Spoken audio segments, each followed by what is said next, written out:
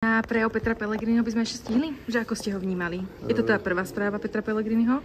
No, v podstate ja hovorím, že je to vyváženejší prejav, než mali napríklad prejavy ako prezidentka Čaputová a prezident Kiska. Nikto nemôže povedať, že to bol prejav koaličného prezidenta. Myslím si, že bola tam aj kritika súčasného stavu, boli tam aj nejaké pozitívne faktory vyzdvihnuté.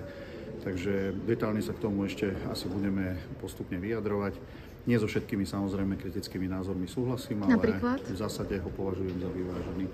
Ja si napríklad myslím, že v zahraničnej politike robíme aj politiku na západnú stranu, to, čo sa kritizovalo, že sa nerobí. To, že servilne neprikyvujeme na všetko, čo Západ chce, sa netreba zamieňať za to, že by sme tú politiku smerom na Západ nerobili. A ktorú kritiku si vezmete k srdcu?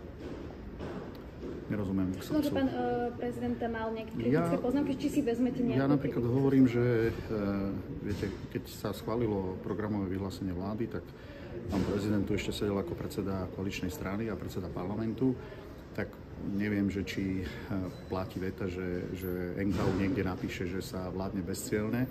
Na druhej strane ja chodím napríklad aj medzi ľudí, to bolo taká výzva, že máme chodiť medzi ľudí a ja veľmi dobre viem, čo si ľudia myslia a ako pociťujú súčasný stav.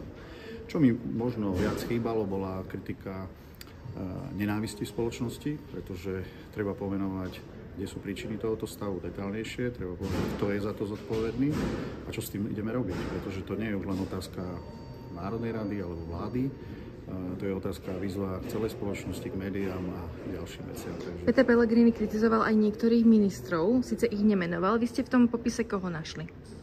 Toto nebudem komentovať práve preto, že neviem o komu. Ja si môžem myslieť, že kritika ide k ministrovi, na ktorého vôbec nemyslel pán Pellegrini, takže... A bojíte sa ho pýtať, koho myslel? No možno áno, keď sa dostaneme najbližšie do nejakého pracovného kontaktu, tak áno. Aj vaši koaliční kolegovia napríklad kritizovali, že nebol konkrétny pán Pellegrini, napríklad aj práve pri tých ministroch, že už keď o niekom hovorí, tak už by ho aj mohol menovať, aj že pri niektorých, napríklad pri rezortoch, že tiež nebol konkrétny, čo mu tam prekáža. Vy ste takéto niečo necítovali, že nebol konkrétny? Tak asi by sa to žiadalo pomenovať, pretože potom tá kritika, keď nie je adresná, tak nemôže priniesť úplne ten efekt, ktorý sa očakáva.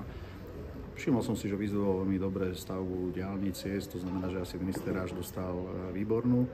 Vyzdvihol to, že sa niečo deje v rezorte zdravotníctva. Tam si dovolím povedať, že vďaka práve ministrovi obrany Kaliňákovi sa rozbehli aj stavby dvoch najväčších nemocníc na Slovensku. Ale koho myslel vo vzťahu ku kritike?